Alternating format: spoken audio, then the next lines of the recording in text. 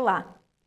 Desafios para a valorização de comunidades e povos tradicionais no Brasil foi o tema da redação do Enem deste ano. No programa de hoje, nós vamos discutir os conflitos agrários e fundiários que envolvem grupos sociais como MST e povos tradicionais, como quilombolas, vazenteiros, pescadores e geraizeiros, e também falar do papel do Ministério Público na solução desses conflitos.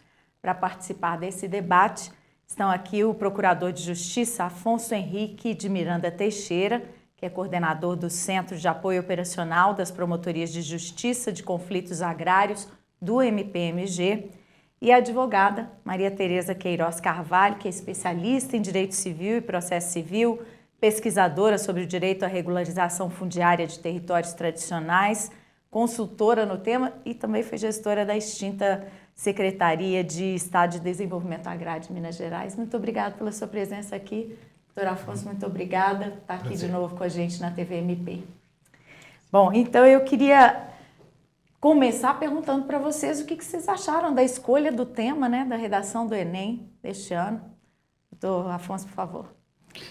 Bem, dizer que é mais uma vez uma satisfação estar retornando aqui à TV do MP, agora aqui na companhia também da Tereza, que já conheço há muitos anos, um trabalho muito bacana que ela vem fazendo em torno dessas questões relacionadas a povos e comunidades tradicionais. Esse tema ele sempre foi atual para a gente, né, Tereza? E infelizmente a sociedade brasileira ela tem o completo desconhecimento das questões que envolvem comunidades e povos tradicionais, vamos dizer assim, que está tudo inserido no campo da questão agrária e fundiária no Brasil, né? Nós, brasileiros, a sociedade brasileira, ela não tem a compreensão do que representa a questão agrária e fundiária. Nós temos, assim, numa visão mais ampla, a dizer que é um equívoco que trouxe muito mal para o nosso país e para a nossa sociedade. A falta da reforma agrária no sentido amplo, quer dizer, a melhor divisão da terra, de acesso à terra, e também aos meios de produção. Isso envolve também o tipo de que você produz, do produto que você retira da terra, os modos de produção, como agroecologia, etc. Isso nos custou muito. A gente costuma dizer que a época da Guerra de Secessão, o produto interno bruto do Brasil e dos Estados Unidos era praticamente seriam os mesmos, né? E os Estados Unidos eu sempre falo isso, os Estados Unidos fez uma guerra sangrenta, mas para acabar com a escravatura e com o latifúndio ao sul do país. Ainda assim, o sul dos Estados Unidos é bem menos desenvolvido do que o norte. Eu falo em termos de IDH. Muito bem, o Japão, por exemplo. O Japão ele sai totalmente destruído da Segunda Guerra Mundial e os Estados Unidos, com a intervenção que fez lá dentro, fez uma reforma agrária que o Japão também era um país muito rural. E já na década de 70, o Japão estava entre as 3 maiores potências do mundo, né? Então, há um equívoco muito sério, muito grande, que do ponto de vista, inclusive, econômico, nos prejudicou muito, né? E quando se trata de questão agrária, se vê apenas como uma questão de movimentos sociais, Tereza, né? Essa ideia de que são movimentos que, inclusive, utilizam um verbo, na maioria das vezes equivocados, que é invadir. Quer dizer, e a questão agrária no Brasil, para eles, é isso. Não, ele é muito mais. Ela pega também os povos e comunidades tradicionais. Nós temos aqui em Minas Gerais, quem conhece Minas Gerais, quem anda por Minas Gerais, nós temos aqui diversas dessas comunidades que precisam da intervenção do Estado, no sentido de garantir os seus direitos, que são constitucionais, estão, inclusive, em legislações que a gente fala assim, estão acima da própria leis ordinárias, que são os tratados e convenções internacionais, que protegem essa comunidade. E o povo brasileiro sequer as conhece. Não sabe que é um vazanteiro do Rio São Francisco, um pescador, comunidade de vazanteiros, pescadores, geraizeiros, que estão espalhados pelas Gerais de Minas. Minas Gerais, e os geraizeiros são efetivamente o povo de Minas Gerais. E que eles precisam da intervenção estatal para que eles possam ser protegidos. E aí sim, chegar num ponto que é o que todos nós pretendemos. Não só a preservação dessas pessoas no plano social e econômico, não só isso, a preservação desse patrimônio que também é histórico e cultural, mas a preservação da agricultura familiar, a produção de alimentos. Né? Coisas que são fantasticamente produzidas nessas regiões mas sem o geraizeiro ali, sem o pescador, sem o vazenteiro, elas ficam bastante fragilizadas. Foi uma surpresa para o senhor esse tema na redação do Enem? Sim, foi uma surpresa extremamente agradável, porque justamente pela falta de conhecimento da sociedade brasileira em torno desse tema, a surpresa vem daí, né? Agora, agradável porque é justamente o que nós trabalhamos, né? É o nosso dia a dia em torno disso. Então eu fiquei muito feliz e acho que a sociedade deve acolher esse tema, não só como uma redação do Enem, mas uma mensagem que precisa que a gente reflita sobre a importância de trabalhar com isso. Esse, para mim, que vem a ser o resultado melhor dessa belíssima escolha desse tema num momento tão importante para o Brasil, que é a questão da realização do Enem. Doutora Maria Tereza, o desafio para a valorização desses povos é exatamente com o que vocês trabalham, né? Para você, como é que foi ter esse assunto, né, como destaque na redação do Enem esse ano?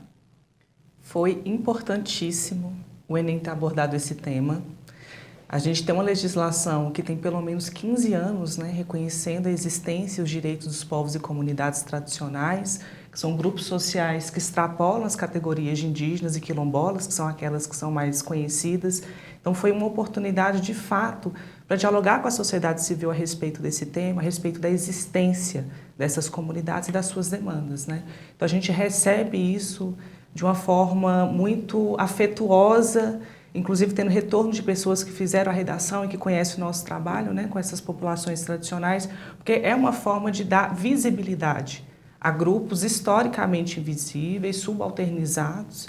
Então a gente entende que, de fato, né, Afonso veio de um momento de construção, de reafirmação dos direitos dessas comunidades tradicionais num contexto político e econômico que a gente está, principalmente nos últimos anos, de uma intensa paralisação da política destinada a esse público específico. Eu queria que você falasse não só da importância do reconhecimento que essas comunidades merecem pela questão da proteção para elas como minorias, mas também de dar a devida importância a povos que são muito mais ligados à terra e têm muito mais consciência ambiental do que nós que vivemos na cidade, por exemplo. Justamente, os povos e comunidades tradicionais, né, essa categoria mais ampla, ela tem uma importância fundamental, não só na proteção ambiental, que até então a gente vem com um debate com os povos indígenas, que já é mais reconhecido, né, pela sociedade, talvez em razão de uma política também na região amazônica, na região norte, então a gente tem uma visibilidade de mais tempo, né? Os povos e comunidades tradicionais, eles têm esse reconhecimento a partir de 2007, mas os povos indígenas têm um estatuto próprio para eles desde 1973.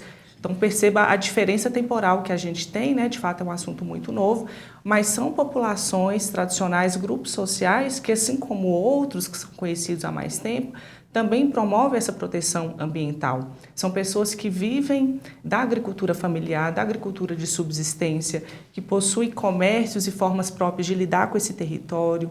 Então, a gente vai estar conversando aqui, mas temos povos e comunidades tradicionais que são verdadeiros guardiões das florestas, verdadeiros guardiões dos rios, porque eles têm uma relação diferenciada com a natureza, né? Eles se sentem parte e por isso são tradicionais. Então, de fato, é muito importante que a gente amplie esse debate, que as pessoas conheçam cada vez mais, né, essas práticas tradicionais e como que elas impactam a todos nós, né? Porque nós todos, não só eles que estão ali vivendo diretamente dessas terras, usufruímos depois, né, de um equilíbrio ambiental, dessas águas, de uma não poluição, né, de toda uma proteção ambiental que, de fato, eles fazem. E até com a preocupação com um recurso que é escasso e que a gente não está tão atento a isso, que é a água, né? Você falou de guardiões, a gente tem movimentos, né, comunidades que são guardiões de lagoas perenes, plantadores de água. Aqui em Minas a gente tem, né? Essas comunidades que são super importantes. Exatamente. E acho que a gente precisa conhecer essas práticas, né? Tem um termo, por exemplo, que é utilizado lá na região do Alto Rio Pardo, né? Afonso conhece bem, que são os plantadores de água, né? Que é justamente essa prática que a gente também observa aqui, né? Na região metropolitana. Tem os plantadores Exatamente. de água. Muitas comunidades tradicionais, muitas comunidades quilombolas na região do Peruaçu, né? Município de Januária e outros. Então, é uma prática tradicional que diz respeito ao modo de vida dessas populações, mas que toda a sociedade se beneficia com ela. Ainda mais num tempo desse em que a gente está falando tanto de preservação do ambiente, né, das mudanças climáticas. Doutor Afonso, o senhor falou da reforma agrária, da importância de se fazer a reforma agrária. Quando é que surgiu esse tema no Brasil? Pois é, Laura. Em verdade, a sociedade brasileira, ela nunca se apercebeu da importância dessa questão. E ela sempre foi tratada e demonizada até. O trato com intolerância, com discriminação, o trato ideológico fez com que a gente deixasse esse tema praticamente sem uma abordagem concreta e efetiva nos nossos 500 e tantos anos de existência. Nós temos, assim, nesse plano, assim, por enquanto, a dizer o seguinte: o Brasil, ele nasce como público, todas as terras nasceram públicas, porque alguém veio aqui e se asseverou de todo o território do que vem a ser o Brasil hoje. Era um país estrangeiro, então ele nasce, o país estrangeiro, então ele se autotitula como proprietário de tudo isso aqui, né?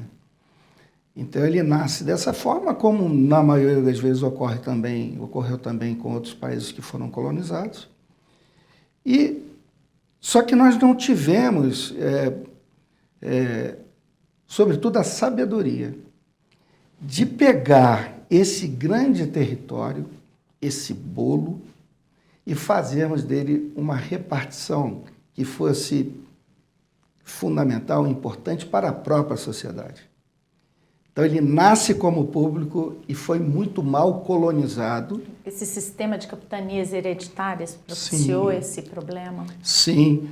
O sistema de capitanias, e depois também nós tivemos outras formas de passagem do patrimônio público para o patrimônio particular, como as Seis Marias. Ocorre que sempre com essa visão do mega território, nunca se pensou o Brasil como uma repartição que pudesse fazer bem para ele, né? Então, até hoje, né, esse tema é tão demonizado que, às vezes, você pode chegar para uma pessoa muito simples, que, inclusive, faz um trabalho muito interessante. Você pode chegar para um engraxate na rua e ele vai entender que isso aí é uma coisa de desordeiros, de comunistas, porque é assim que isso foi tratado. Então,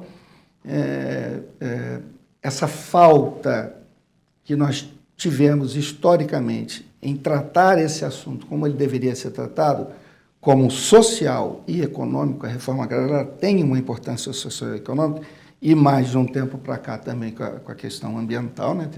A importância do desenvolvimento sustentável. Essa falta dessa abordagem, ela se deveu basicamente à nossa estrutura de colonização e à ideologização desse tema, que é, com certeza, um dos grandes obstáculos que nós precisamos romper. Estamos aqui justamente para isso. Justamente para romper com essa ideia e dizer para você, cidadão brasileiro, nós precisamos de fazer reforma agrária, porque a gente precisa, sobretudo, se alimentar, né? E se alimentar bem. O aspecto econômico que o senhor está ressaltando, né? Qual que é a importância dela?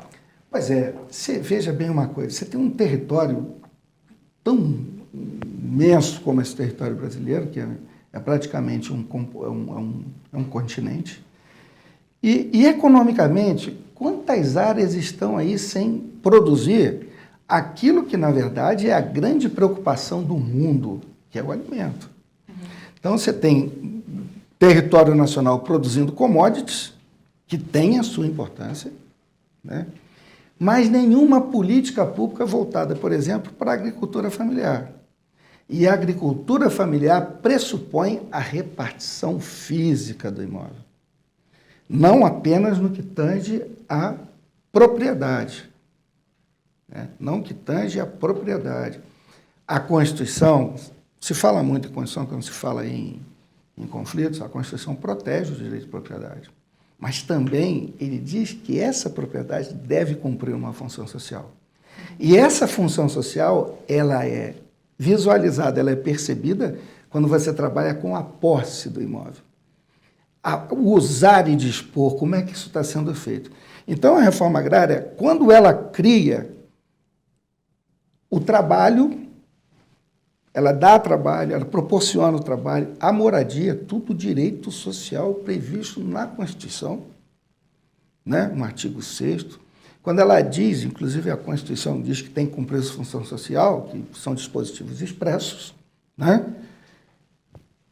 Quando você tem esse conjunto de coisas levando para esse pensamento, você vai ver que diversas questões sociais e econômicas elas vão se juntar para se fazer um processo de um país com mais possibilidade de ser um país em desenvolvimento realmente. Eu não acredito na possibilidade de se falar num país desenvolvido que não tenha feito a reforma agrária. O desenvolvimento, para mim, ele só é possível diante de um desenvolvimento econômico, social, ambientalmente sustentável, e não é possível, eu falo isso com segurança, não é possível se fazer isso sem que se tenha reforma agrária. A gente falou aqui em um programa aqui no Além das Montanhas sobre parcelamento do solo, né, na ocupação urbana. E aí eu fico imaginando que não há uma regulamentação para dispor dessa condição no caso da produção rural, né, das áreas destinadas à produção rural. Seria mais ou menos isso que seria necessário? Sim, da mesma forma que a gente precisa de uma reforma agrária, nós precisamos de uma reforma urbana, elas estão intrinsecamente ligadas. Né? Os problemas urbanos que nós temos hoje decorrem também da falta de reforma agrária. Bom, depois do intervalo, a gente vai falar das consequências, né, de retrocessos que a gente tem tido nos últimos anos na proteção desses povos originários e também do encaminhamento dessa discussão da reforma agrária. Aguarde um pouquinho só, a gente volta já.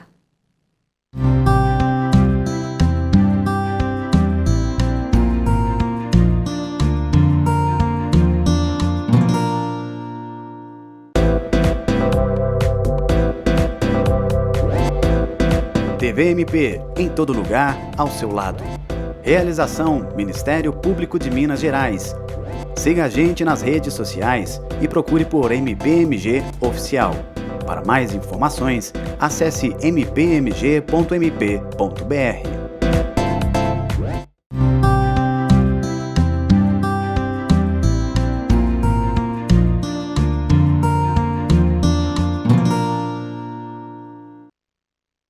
Estamos de volta ao nosso debate de hoje, que é sobre conflitos agrários e fundiários. E aí eu queria saber de você, Maria Tereza, o retrocesso que a gente viu na legislação de proteção aos povos originários trouxe que tipo de consequências para o nosso país?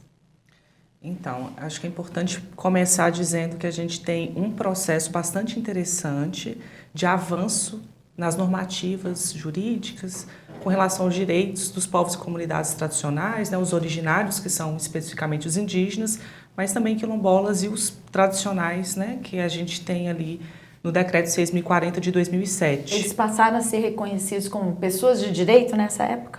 Isso. Os povos e comunidades tradicionais, a partir da publicação do Decreto 6.040, que estabeleceu a Política Nacional de Desenvolvimento Sustentável para esses grupos sociais específicos, é que inaugura, né, os direitos específicos desses grupos. Então, a gente até chama, né, os povos e comunidades tradicionais de novos sujeitos de direitos, porque é muito recente o reconhecimento, não só da tradicionalidade desses grupos, como algo que precisa ser reconhecido, resguardado juridicamente, mas também em razão desse lapso temporal, né, de fato muito recente. A gente tem 15 anos da publicação desse decreto, né, o 6.040, que instituiu essa política nacional. Ele é muito relevante porque, a partir dele, os estados brasileiros também começam a fazer discussões sobre como os estados, para além do governo federal, fazem a destinação de terras públicas e devolutas para esses grupos. Então, a gente tem um histórico bastante interessante de avanço normativo, né? A gente tem a regulamentação dos procedimentos para destinar terras para comunidades quilombolas especificamente em 2003, através de um decreto. A partir disso, os estados brasileiros começam a publicar normas estaduais para a destinação de terras públicas e devolutas para quilombolas. Depois a gente tem o reconhecimento dos povos e comunidades tradicionais de maneira mais ampla, com esse decreto de 2007, e os estados brasileiros começam a se movimentar também nesse mesmo sentido, né, de tentar fazer regulamentações para destinar terras para esses povos e comunidades tradicionais, porque a gente percebe ao longo do tempo que esse número de terras tituladas, de áreas regularizadas, ele cai. Então, se no início ali dos anos 2000, que é quando a gente tem um boom, né, dessa demanda dos povos e comunidades tradicionais, eu tenho em 2003 mais de 60 terras indígenas homologadas, eu tenho 20 e poucas comunidades quilombolas tituladas, eu chego no final dos anos 2000 com uma terra indígena homologada e uma terra quilombola titulada, sendo que nos últimos anos o retrocesso foi de tal forma que nós não tivemos nenhuma terra indígena homologada, nenhum território quilombola titulado, e nós não temos a regularização por parte do governo federal de nenhuma terra tradicional, para além de quilombolas indígenas, ao longo dos 15 anos. Então, a gente começa muito bem, a gente tem um avanço normativo, mas isso não se sustenta ao longo dos anos, infelizmente. E também, ao mesmo tempo, eu acredito que eu posso usar essa palavra, um incentivo ao acirramento, ao conflito. Sim, a gente percebe, inclusive, que o número de regularização fundiária cai para indígenas, quilombolas e tradicionais, nunca existiu por parte do governo federal, né? A gente tem uma norma, mas a gente não tem a efetividade da norma. A gente observa a regularização em estados brasileiros específicos, né? E isso se dá justamente em razão de um acirramento político, em razão de uma disputa, em razão, inclusive, de uma disputa não só de terras, mas de projetos políticos colocados. Então, de fato, a gente tem uma crescente, né? Inclusive, a gente observa nos dados que são levantados pela Comissão Pastoral da Terra, né? Afonso conhece bem, que é o Caderno de Conflitos no Campo, a gente tem ao longo dos anos, de fato, uma ascensão da disputa e dos conflitos fundiários. Doutor Afonso, o senhor trabalha nessa área, né? Exatamente, né? Para lidar com esses conflitos agrários e fundiários. Que consequências o senhor viu dessa política? Vamos lá, Laura. Assim, a gente não fez aqui assim, uma exposição do que vem a ser o Ministério Público de Minas Gerais na questão agrária, né? Só um pequeno registro. O Ministério Público de Minas Gerais foi o primeiro Ministério Público do Brasil a ter uma promotoria agrária e um centro de apoio operacional de conflitos agrários que eu coordeno desde então, isso desde 2001. Esse trabalho a gente identificou como fundamental e necessário até mesmo pela ausência de atuação de uma instituição tão importante quanto o Ministério Público, numa causa que a gente tem tão importante. Então, a gente vê hoje aqui, hoje nós estamos dentro da MP fazendo essa mesa de conversas, de debates, e lá em 2001 nem se falava no Ministério Público capacitado para isso, né? Então, o que a gente evoluiu, por exemplo, em termos de Ministério Público, foi uma evolução interessante, em especial e sem nenhuma falsa modéstia, o Ministério Público de Minas Gerais, que é referência para o Brasil, né? Nós somos referência para o Brasil. Nesse contexto de lutas por transformações sociais e transformação do campo, eu também não acredito em democracia sem a democratização do campo, acho que não é possível também, a democracia tem que ser plena, não apenas representativa no sentido de votar, mas a democratização no sentido de ter acesso àquilo que lhe é fundamental, né? Como a casa é fundamental, o trabalho e a alimentação adequada. O direito humano à alimentação adequada, né? Que é um direito também constitucional, social, está no artigo 6º, a emenda é recente, mas evidentemente não há como sobreviver sem alimento. Muito bem. Nesse contexto todo, você tem a observância de que o conflito ele vem até ser necessário. É necessário o conflito. É necessário se rotinizar o conflito quando o próprio Estado ele se omite na realização daquilo que é positivado. Veja bem, a construção de uma sociedade justa, livre e solidária é uma determinação do nosso pacto maior. Ninguém está falando aqui de buscar políticas públicas porque nós pensamos assim ou não. Eu sou do Ministério Público, eu tenho a obrigação de velar pelo regime democrático, pela república e pela construção dessa sociedade justa, que é justiça.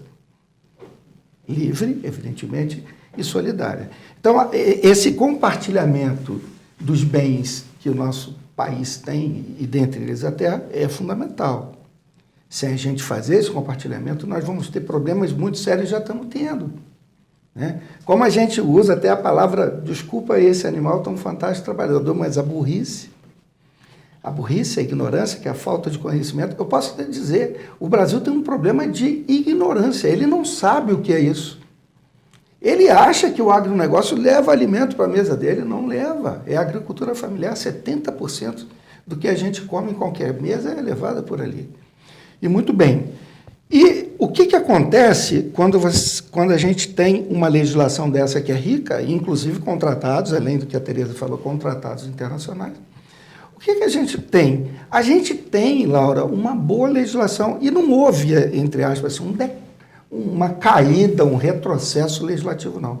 O nosso problema foi a destruição de políticas públicas, anunciadas, inclusive, desde a época que o então candidato a presidente da República, que é atual presidente, ele já anunciava, e tratando os movimentos sociais como movimentos até terroristas. Né? Terrorismo eu tenho visto hoje nas estradas, né?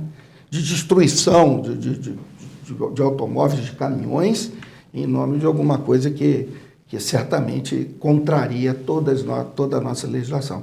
Nós temos legislação, o que nós tivemos foi uma destruição de políticas públicas voltadas para a reforma agrária no sentido amplo e para os povos e comunidades tradicionais, que no tocante a povos, assim, tirando os quilombolas, a União até nunca trabalhou.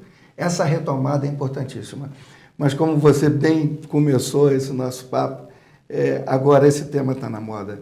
É muito bom trabalhar. Aqui dentro do Ministério Público, pela maioria dos colegas não, mas eu trabalhava com um patinho feio. Agora, como caiu na redação da Enem, talvez a gente esteja agora... dar devida importância ao tema, né? Sim. Doutora Maria Tereza, o que vem sendo feito pela regularização fundiária desses territórios tradicionais ao longo dos últimos anos, pelo menos aqui em Minas e no nosso país também? Tratando de Minas Gerais mais especificamente, a gente teve em 2018, com a regulamentação dos procedimentos para destinar terras públicas e devolutas para povos e comunidades tradicionais, um avanço normativo igual esse que eu trouxe para você, que a gente identifica no Brasil como todo e a gente identifica em outros estados também. Então, em 2018, quando a gente tem a então Secretaria de Estado de Desenvolvimento Agrário, né, onde eu fui gestora e por isso eu tenho mais informações a respeito, a gente tem não só essa normatização, como a gente tem efetivamente a instauração dos processos administrativos para poder fazer a regularização fundiária. Ou seja, a gente iniciou um processo de execução do que está determinado em lei que o Estado tem que cumprir, né? Só que com o passar dos anos, em Minas Gerais, a gente observa esse retrocesso que a gente disse aqui, né, que a gente percebe no Brasil ao longo do tempo também. Então, em 2018, eu tenho 14 processos administrativos de regularização fundiária instaurados para povos e comunidades tradicionais. E aí, nos últimos anos, nos últimos 4 anos, a gente percebe que foram instaurados 5. Então, em um ano, a gente instaurou 14, ao longo dos últimos anos, a gente tem 5. Foi uma desaceleração nesse processo e que a gente estava caminhando para termos um desenvolvimento sustentável, imagino. Exatamente. E isso se justifica, né, como o Afonso trouxe, por um desmonte de políticas públicas. Você tem a extinção da então Secretaria de Estado de Desenvolvimento Agrário, que tratava especificamente desse público, dos agricultores familiares, com essa proposta da produção sustentável, da soberania alimentar, né, todo esse debate. essa secretaria ela é extinta e as suas competências são absorvidas pela atual Secretaria de Pecuária e Abastecimento, que tem um outro viés, que tem um outro debate, né? Enfim, então você reduz muito o recurso também que seria destinado para você tratar dessa política pública. Então você não tem recurso humano, você não tem estrutura, você não tem orçamento. Então, sem isso, você também não consegue avançar numa política, né? Então, infelizmente, quando você extingue uma secretaria dessa e você cai esses números, isso é uma questão óbvia, né?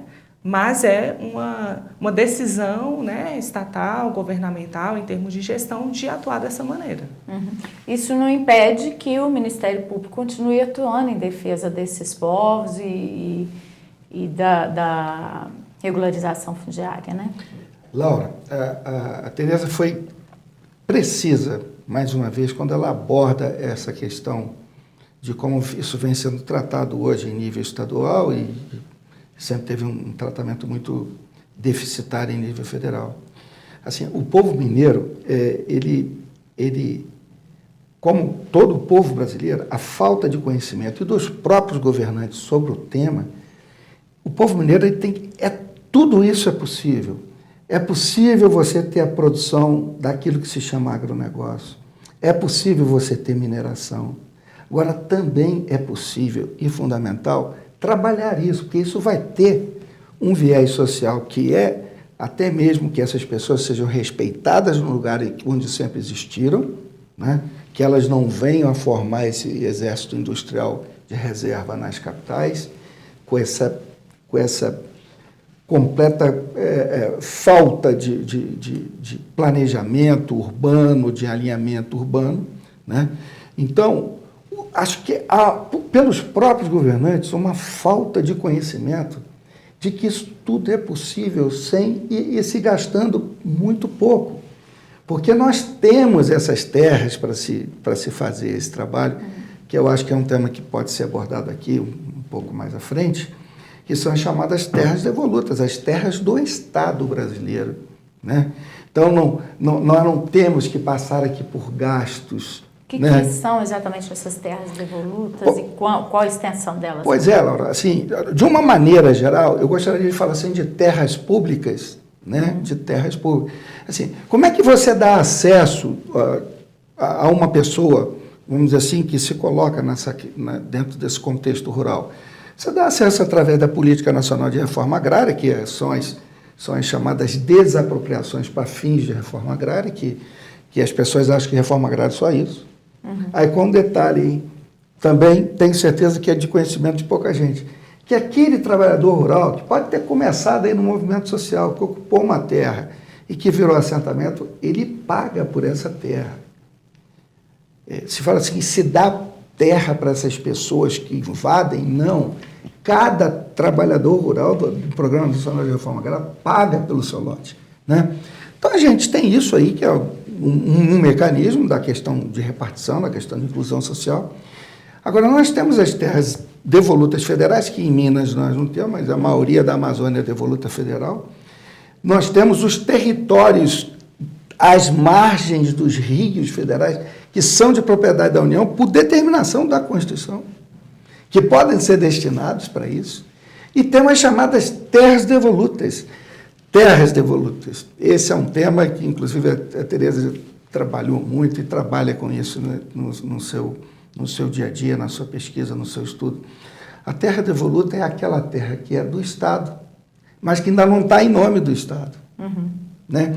Isso tem a ver com esse processo de colonização brasileiro, e a gente poderia até tratar isso mais à frente com um pouco mais de detalhe, mas é que quando você tinha lá as capitanias, depois das Seis Marias, tudo era público, até que chegou lá em 1850, tem uma lei que está em vigor, de 1850, falou assim, vamos resolver o problema do território no Brasil? Vamos. Bom, as terras que foram passadas pelas pessoas e as pessoas usaram efetivamente, ficam com elas. Agora, aquelas outras que não foram utilizadas, elas serão devolvidas. Daí vem o devolutas. Né? Elas serão devolvidas. E o Estado volta a ficar dono de tudo, menos aquilo que estava sendo utilizado. Só que ele não sabe onde está. Ele não cuida das suas terras. Aqui está, com absoluta certeza, e com grande possibilidade, a maioria dos povos e comunidades tradicionais estão em cima de devolutas. Você vê como é que o conhecimento daí, porque você também uma técnica que trabalha com isso, o conhecimento disso aqui certamente levaria os governadores, os governantes, a fazer a execução disso com um gasto extremamente pequeno financeiro, socialmente e economicamente muito interessantes, né? E a gente tem uma extensão de terra tão grande, né? Um país com dimensões continentais. Eu estava falando da reforma agrária no Japão, que tem uma extensão territorial infinitamente menor do que nós. E deu conta. Deu conta? E é isso que a gente precisa ver. É importante para o povo brasileiro enfrentar essa questão. E assim, se fala assim, não, o Brasil precisa mudar, o Brasil precisa... Olha, vamos começar a mudar a nossa malha fundiária para o bem. É fundamental. O povo brasileiro precisa disso. E precisa se alimentar melhor. Não em quantidade, mas em quantidade, e não em quantidade, mas em qualidade boa também. Sem esse negócio de agrotóxicos, tal. E aí a agricultura familiar tem condições de fazer isso. E os povos tradicionais, muito mais. Bom, nós vamos para mais um intervalo. Daqui a pouquinho a gente volta para falar das perspectivas com a mudança do governo federal, né, e projetos que estão aí, que podem ser encaminhados para resolver essa situação.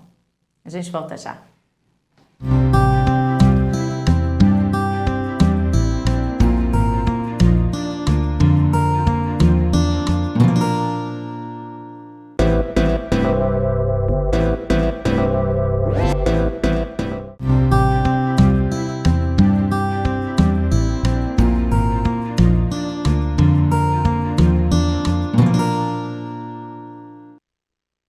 O Além das Montanhas de hoje discute o problema dos conflitos agrários e fundiários.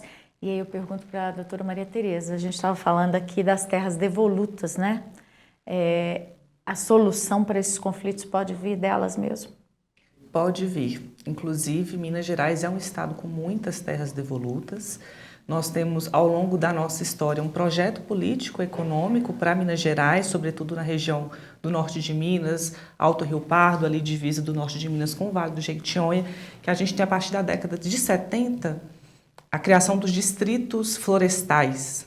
Então, essa política de desenvolvimento econômico baseado no uso e exploração da terra, que a gente tem a destinação dessas terras públicas e devolutas através de arrendamentos que são feitos com empresas desde a década de 70, no caso dessa região para plantar eucalipto, né? Então a gente percebe a criação desses distritos florestais na década de 70, que continua aos dias atuais, né? Essas terras foram destinadas. Na época, haviam comunidades tradicionais que foram retiradas à força por serem pulseiros e não proprietários. Essas terras, então, são repassadas para empresas. Então, a gente tem hoje uma discussão em torno da retomada desses povos e comunidades tradicionais, dessas terras que originalmente eram deles, né? E a gente tem, então, uma política de destinação de terras públicas e devolutas para empresas, a partir de um projeto político-econômico mesmo no estado de Minas Gerais, né? Mas nós temos contratos vencidos, por exemplo, um contrato de 20, 30 anos, isso foi na década de 70, e o Estado não se organiza. Uma concessão mesmo. Isso, como se fosse uma concessão por um tempo, para você dar uma destinação produtiva para essa terra, gerar riquezas numa região considerada muito pobre, né? Economicamente pobre, culturalmente extremamente rica, né? Mas toda essa discussão em torno da economia ela sempre foi muito mais forte. E a gente tem, então, uma ausência de políticas por parte do Estado para fazer a arrecadação dessas terras, né? Essas terras são do Estado, devem ser arrecadadas para que virem públicas, né? Que é esse registro que o Afonso disse, que essas terras não têm. E a partir da arrecadação, do registro, você destinar novamente para quem é de direito, né? Então, a gente tem uma reivindicação em pelo menos 14 municípios dessa região, né? Que foram atingidos aí por esse projeto político da criação dos distritos florestais desde a década de 70. Então, sim, poderia ser uma solução. O senhor concorda, doutor Afonso? Sim, Laura. Você veja bem que quando a gente enfrenta o tema com conhecimento da causa, ainda que não seja tão grande o conhecimento, essas questões elas começam a ficar mais palpáveis e factíveis, né? O que é de conhecimento do povo de Minas Gerais, de você, de diversos segmentos da área jurídica ou não? Qual é o território que pertence a você como cidadão de Minas, cidadão brasileiro? o território de Minas Gerais, que está aí perdido, que ninguém sabe onde está, alguns, como desses projetos aí de monocultura, são inclusive objetos de contratos de arrendamento, e esses são, de certa forma, identificados, agora inúmeros outros não são. E, em função disso, a incidência da grilagem ela vai ocorrer, até porque o Estado ele nem sabe que ele está sendo destituído daquilo que ele não sabe nem que tem. Não há registro, né? Sim. Dessas terras. As terras devolutas, portanto, conforme aquela lei, as que foram devolvidas, elas não foram identificadas naquele momento. Então, não havia como você dizer onde é que elas estão. Essa lei estabelece o seguinte: será particular a terra que for destacada daquele patrimônio através de um contrato, de um negócio jurídico feito com o serviço público. Se não houver esse destaque, essa terra é considerada devoluta. Entretanto, para que o Estado se aproprie dela, que conste no cartório direitinho o nome do Estado de Minas Gerais, estamos falando aqui de Minas, é preciso se fazer o que se chama de discriminação, né? Tem uma ação judicial específica para isso, que inclusive se chama ação discriminatória. Você discrimina o território e através de pode ser administrativo também, mas estamos falando mais aqui do judicial, através disso sai um mandado do magistrado determinando que esse imóvel seja registrado em nome do Estado de Minas Gerais. A lei, de uma forma ampla, como um sistema jurídico, determina que essas terras sejam destinadas preferencialmente para a política agrícola, agrária, né?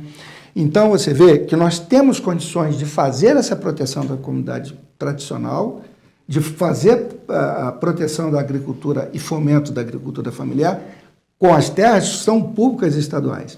Além disso, nós temos, né, no caso dos rios federais, são vários rios federais que cortam Minas. E a Constituição determina que a linha média das marés dos rios ali, ó, aquilo pertence à União. Pertence à União. E, em função disso, a União, através de alguns instrumentos jurídicos, algumas concessões, como o termo de utilização sustentável, termo de utilização, de autorização de uso sustentável, isso pode ser passado para essas comunidades ribeirinhas sem o gasto de absolutamente nada.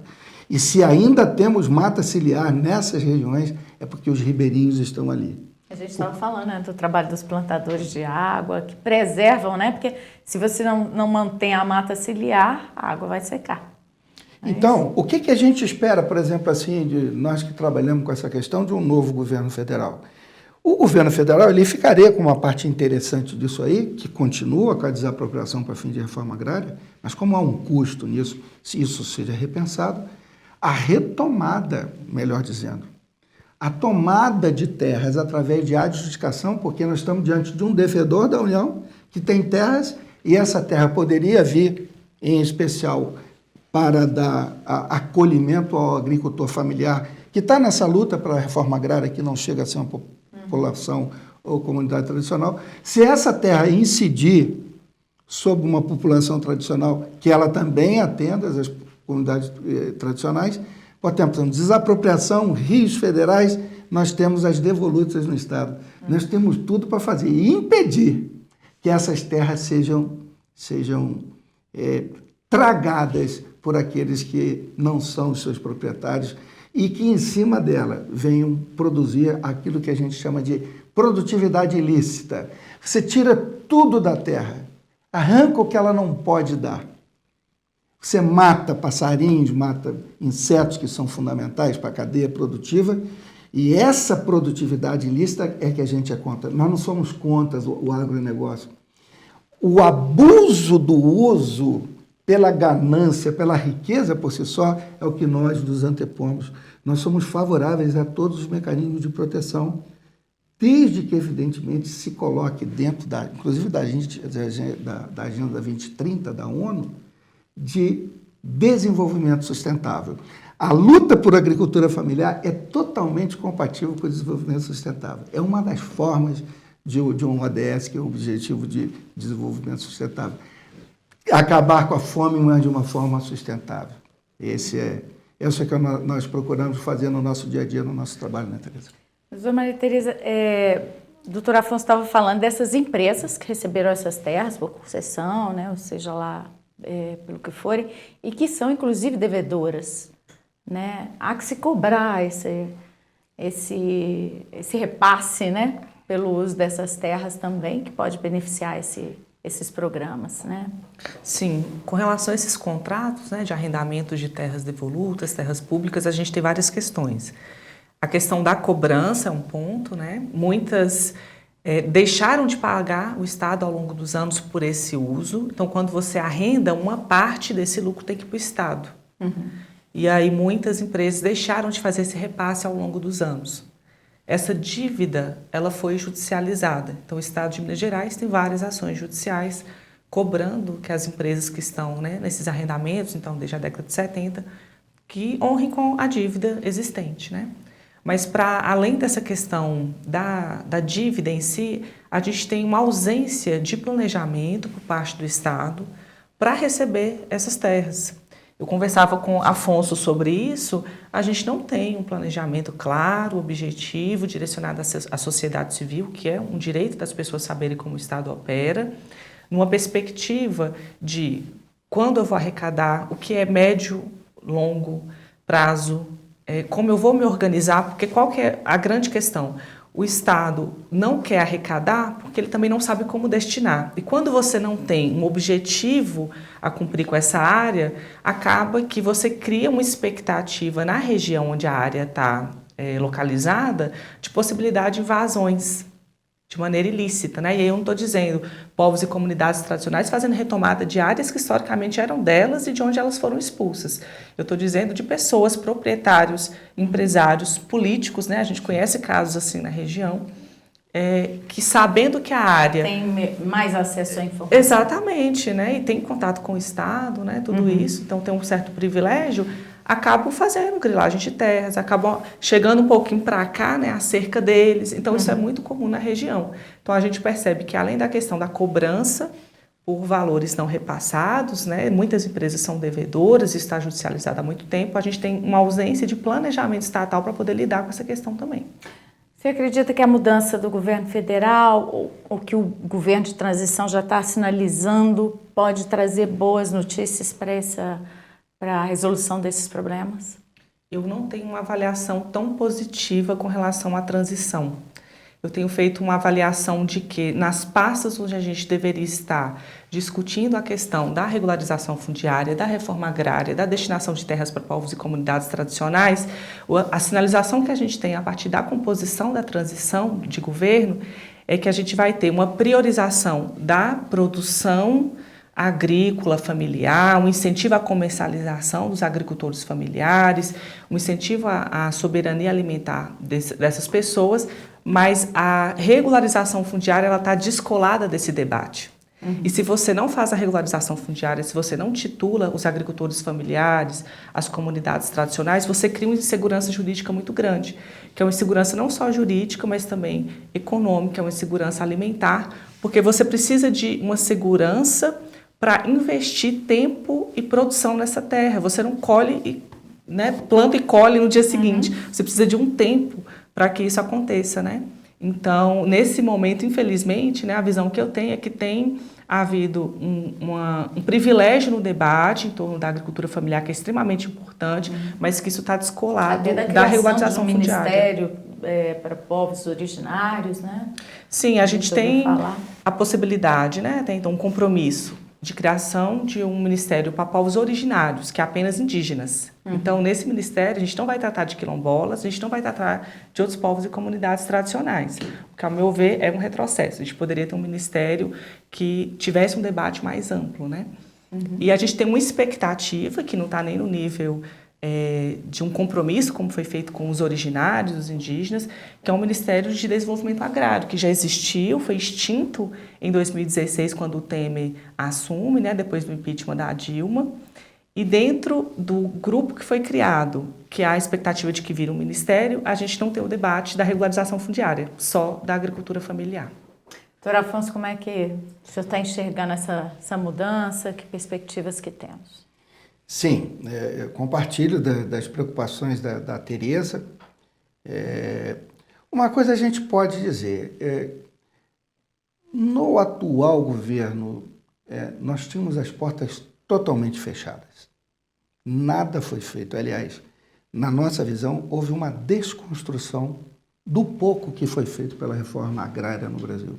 A única vez que o Brasil tentou fazer uma reforma agrária efetivamente, com uma base, com uma linha, foi em 1964. E essa foi uma das causas do golpe militar, né, contra o povo brasileiro e contra aquele que era o presidente da República na época. Então, nós nunca tivemos um projeto efetivo, mas o pouco que foi construído ao longo disso foi desconstituído com o governo atual, né? Bem, com a chegada desse novo governo, onde nós tivemos assim, algumas experiências que poderiam ter sido, inclusive, muito melhores, a gente tem uma sinalização. Eu acho que a porta ela foi destrancada. Agora, cabe a nós também, da sociedade como um todo, institucionalizada, como no meu caso, a sociedade civil, de, evidentemente, cobrar isso, né? Até mesmo dentro das respectivas áreas, com ações judiciais. Eu não acredito muito nisso, porque a gente simplesmente transfere do Poder Executivo para o Poder Judiciário a resolução de um problema que é republicano, que é um problema que tem que ser resolvido por todos. Eu acredito que nós temos condições hoje de desenvolvermos e ampliarmos esse debate, e como estamos fazendo aqui, demonstrar, olha, isso é uma necessidade econômica, isso não é uma questão ideológica, isso não é briga de esquerda com direita, isso é uma necessidade para o Brasil. E com essa conscientização, a gente possa efetivamente trazer soluções efetivas. Esse momento de transição, Tereza, também é muito difícil, o Brasil está muito conturbado, então a gente espera, assim, eu tenho a esperança de que esse tema possa ser melhor discutido, melhor enfrentado, e especialmente com conhecimento, com o compartilhamento de conhecimento e experiências. Quando o senhor fala que é importante para o Brasil, é que quando, o senhor já explicou isso aqui, mas eu queria deixar isso mais claro, quando se privilegia só o agro, você está privilegiando a monocultura, né? Ou a plantação de soja numa extensão muito grande, ou criação de gado, né, para a pecuária de corte numa extensão também muito grande. E como o senhor estava falando, traz uma ameaça à segurança alimentar, né? Sim, você veja bem, como a gente fala, a gente não retira a importância do agronegócio, só que a gente precisa se alimentar. Então, o agro, ele convive com as outras coisas, a mineração convive. O povo de Minas Gerais, é possível conviver com mineração, que é importante para o povo de Minas Gerais, para o governo, é importante. É possível conviver com isso. O que nós precisamos, acima de tudo, é retirar a intolerância, a discriminação, deixar com que isso flua como uma necessidade e que tenha a sua importância no nosso desenvolvimento humano, social. É o chamado desenvolvimento sustentável, é o chamado IDH. Tudo isso é possível de ser feito. O que foi prejudicial para a gente foi a intolerância, a discriminação e essa questão ideológica de conflito. Nós não podemos colocar pessoas que estão lutando por dignidade. A pessoa que luta por um pedaço de chão, a mãe que luta por um pedaço de chão de uma casinha para ter os seus filhos ali, não pode ser tratada como subversiva, como comunista, como uma coisa indesejável. Ela é uma brasileira como todos que saem para trabalhar, ganhar o seu pão e lutar pela sua dignidade. O direito de se alimentar e ter um teto. Isso é possível e nós temos que fazer esse trabalho. Parabéns pela iniciativa aqui de vocês mais uma vez, Laura, toda a equipe, de poder trazer uma pessoa como a Tereza para que ela possa compartilhar os seus conhecimentos, a sua experiência, para que a gente possa mudar o nosso país. Nós temos condições de mudar ainda que seja na base. O Ministério Público de Minas Gerais está preparado. Desde 2001 ele já vem enfrentando essa questão, com responsabilidade técnica, com todos os aspectos legislativos sendo observados, mas sobretudo com o compromisso de construção de uma democracia. Obrigada, doutor Afonso, pela sua presença aqui mais uma vez. Muito obrigada pela sua participação aqui hoje na TV MP. Espero que volte. A você que esteve nos assistindo, continue ligado aqui na TV MP. Até breve.